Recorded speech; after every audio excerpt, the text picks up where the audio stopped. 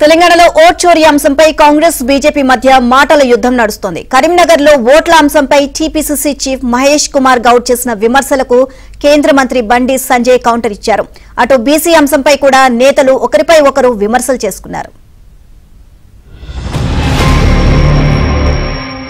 రాహుల్ గాంధీ గారు ఎప్పుడైతే మహారాష్ట్రలో రుజువులతో సహా బయటపెట్టినారో, నేను ఈ మాట ముందు చెప్పలే, మహారాష్ట్రలో బయటపడింది దొంగతనం కాబట్టి ఇక్కడ కూడా జరిగి ఉండొచ్చు.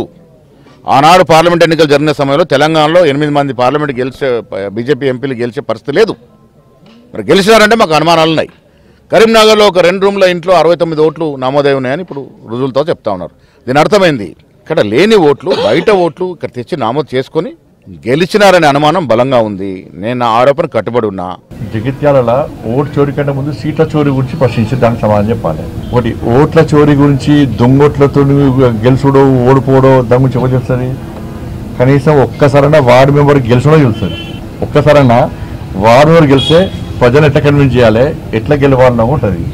నేను 1995 ఎన్ని సంవత్సరాలు ఇప్పటికీ 30 సంవత్సరాల నుంచి నేను ప్రజాప్రతినిధి. 30 సంవత్సరాల నుంచి నేను కంటిన్యూస్గా ప్రజాప్రతినిధి. ఒక్కసారి కూడా వార్డు మెంబర్ గెలిచిన వాళ్ళకు ఓట్ల చోరీ ఏం తెలుస్తుంది? సామెత ఉంది, ఇప్పుడు చేయలేక ఇంకెవరి మీద నెపం వేసినట్టు.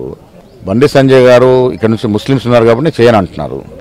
మరి బండి సంజయ్ గారి నాయకుడు అంటే మోడీ గారు గుజరాత్లో ఓబీసీలకు రిజర్వేషన్ ఇచ్చి దాంట్లో ముస్లింలకు రిజర్వేషన్ ఇస్తూ ఉన్నాడు. ఇప్పటికి జరుగుతూ ఉంది ఆ ప్రక్రియ.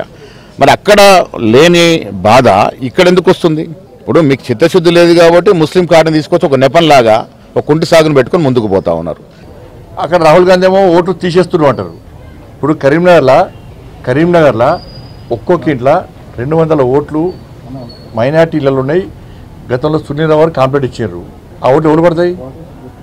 దొంగ ఓట్లు పడ్డారు. ఓట్లు పడ్డాక గెలవేయాలి వాళ్ళు, ఓట్లు వేయించుకున్నా గెలవేదే వాళ్ళు. మైనార్టీలలో ఒక్కొక్క ఇంట్లో 50 ఇండ్లు ఉన్నాయి, కరీంనగర్లో ఉన్నాయి. మేము ఫ్రీ అవుట్ చేస్తాం, తొలగించలే. ఆ ఓట్లు ఎటు పడతాయి?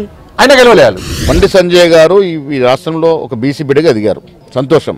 నేను కూడా బీసీ బిడ్డగా ఎదిగి ఆనాడు బండి సంజయ్ని తొలగిస్తే నేను స్పందించిన, పార్టీలకు అతీతంగా. నేను కాంగ్రెస్ వాడే ఉండి కూడా బండి సంజయ్ తొలగింపు ప్రక్రియను తప్పుపెట్టినా. కానీ బీసీలు ఎన్ని ఆశలతో నిన్ను గెలిపించినారు, ఎన్ని ఆశలతో ముందుకు పోతే నువ్వు కేంద్ర మంత్రిను. ఈ 42% ఒక రెడ్డి బిడ్డ రేవంత్ రెడ్డి గారు కాంగ్రెస్ విధానంలో భాగంగా, రాహుల్ గాంధీ ఆకాంక్ష పూర్తి చేసే భాగంగా మీకు 42% రిజర్వేషన్ ఇస్తూ 2 చట్టాలు తీసుకొస్తే ఆ చట్టాల గురించి మీరు మాట్లాడరు. రాత్రిపూట యాత్రలు చేసి ప్రజలను కలవకుండా ఒకసారి ఆయనే బీసీని బీజేపీ రాష్ట్ర అధ్యక్షుడు తీసేసినప్పుడు ఒక బీసీ నాయకుడిగా స్పందించినాడు. బీసీ ఆయనే అంటున్నాడు, బీసీ కాదని ఆయన అంటున్నాడు. ఆయన చూస్తే ఏమైతే గజ్జి సినిమా గుర్తొస్తుంది. దాని హీరోకు 15 నిమిషాల కంటే ఏం గుర్తురాదు, వాళ్ళు ఏం గుర్తులేదు. 15 నిమిషాలు మళ్ళీ ఏం గుర్తున్నారు, అన్న గుర్తురాదు. ఆయన ఎవరు తెలిసి చెప్పండి ఎవరికన్నా. కరీంనగర్ ప్రజలు ఆయన గుర్తుపడతారా?